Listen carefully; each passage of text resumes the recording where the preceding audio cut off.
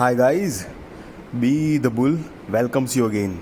Railway stocks on boom. Yes, boom. क्यों boom पर है, कैसे है, क्या रीज़न है, सारी चर्चा करेंगे हम.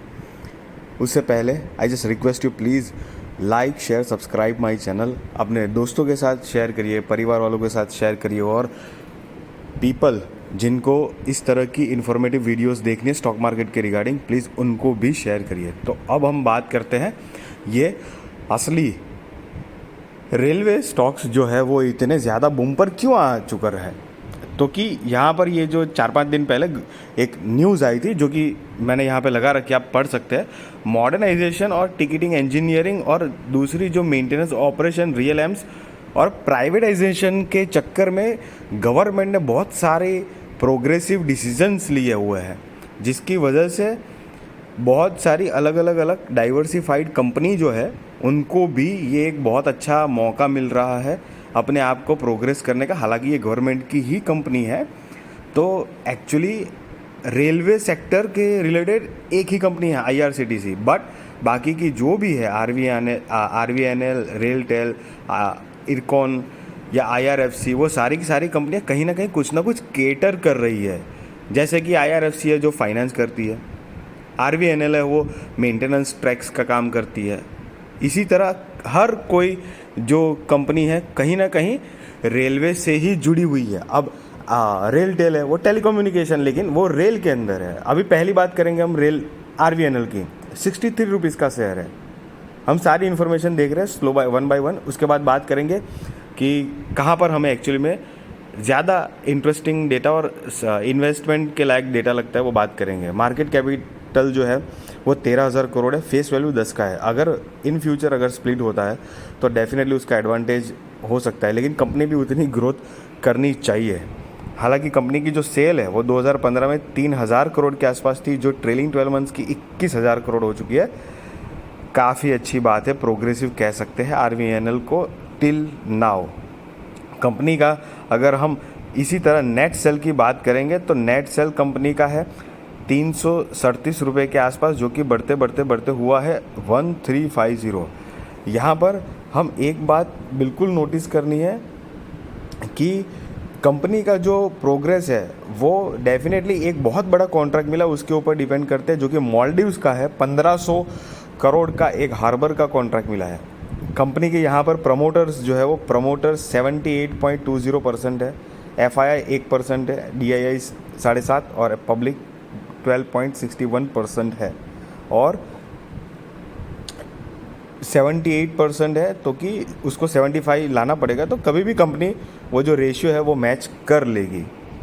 कंपनी के रिज़र्व जो है वो रिज़र्व 1266 करोड़ थे 5 साल पहले, जो कि अभी हो चुके हैं 3,546 करोड़ रुपए के आसपास.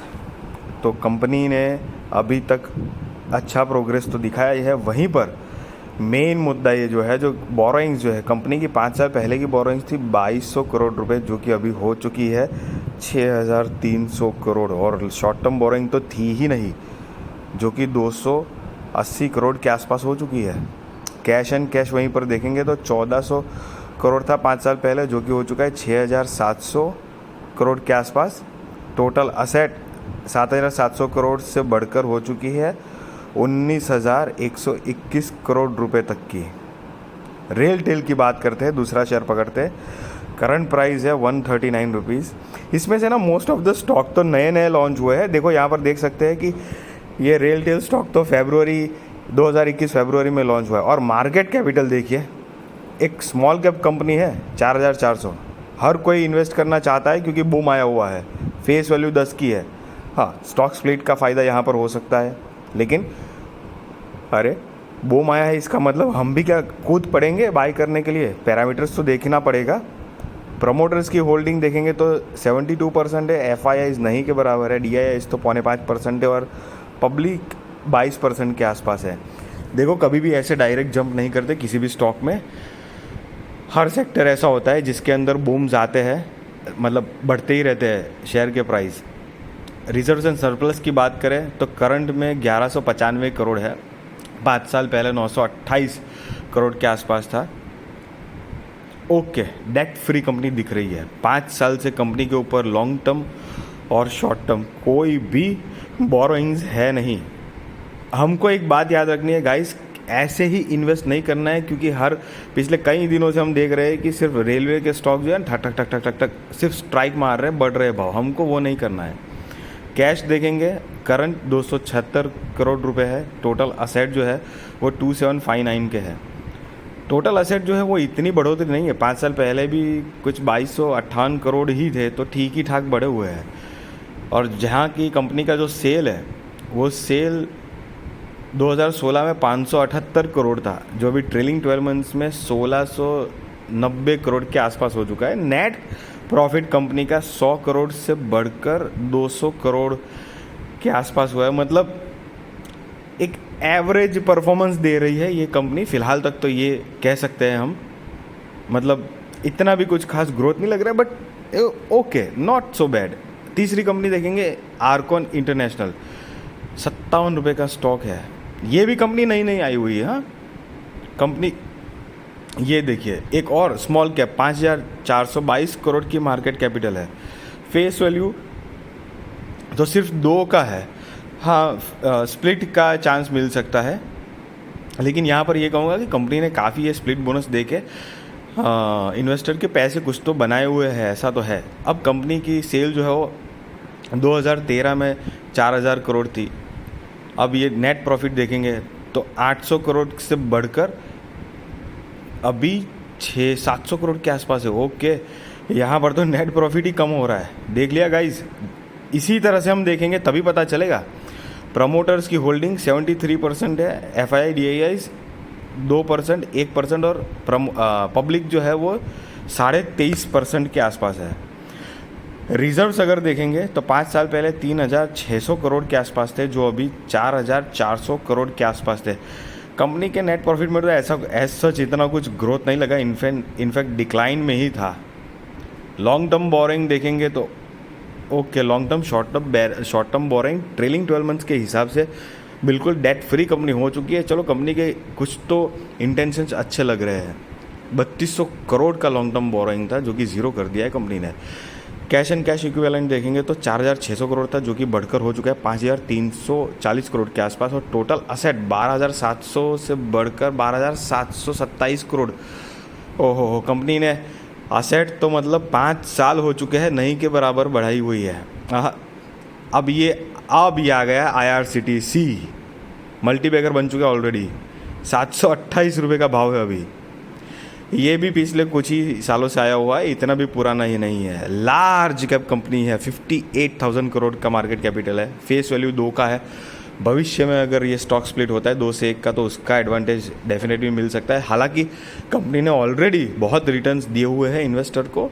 गवर्नमेंट कंपनी है, आप सब जानते हैं। अभी का ट्रेलिंग 12 मंथ्स का सेल है 2890 करोड़ के आसपास कंपनी का सेल हुआ है। मतलब बढ़ोतरी तो है IRCTC में। नेट प्रॉफिट अगर देखेंगे तो 2015 में था 131 करोड़ से बढ़कर अभी 900 करोड़ के आसपास नेट प्रॉफिट हुआ है।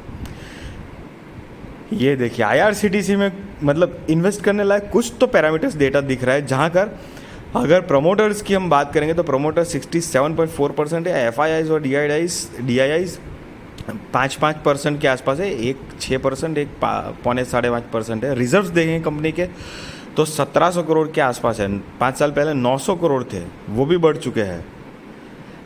Long term and short term borrowing, okay, long term borrowing तो ज़ीरो ही है। शॉर्ट टर्म बोरिंग 21 करोड़ के आसपास है।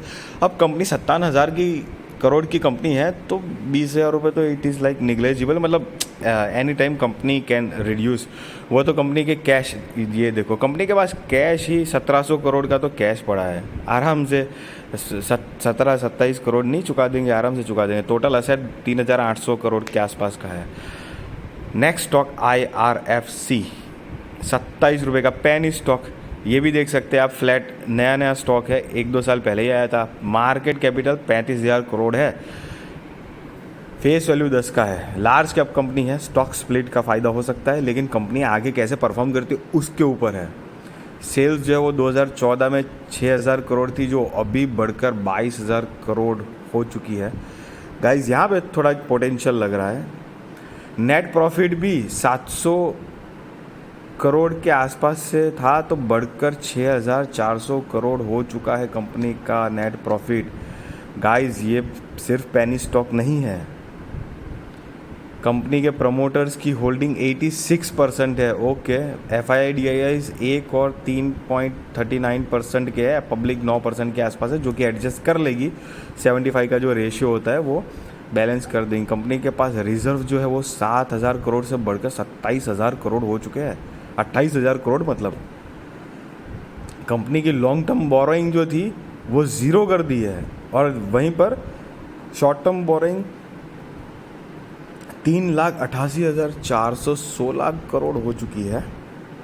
ये डेटा थोड़ा अलग अजीब सा लग रहा है।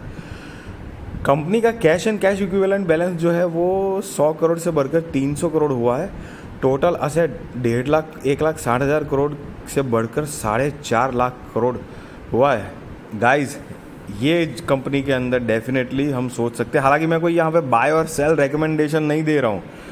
डेफिनेटली ये एक इन्फॉर्मेटिव नॉलेजेबल वीडियो है, मैं अपनी नॉलेज और इन्फॉर्मेशन शेयर कर रहा हूँ, आप बिल्कुल शेयर करिएगा तो अपने रिस्क और अपने रिसर्च पे करिएगा, अपने फाइनेंशियल एडवाइज़र को पूछ के करिएगा ताकि वो इन्वेस्टमेंट आपकी मर्ज़ी से हो।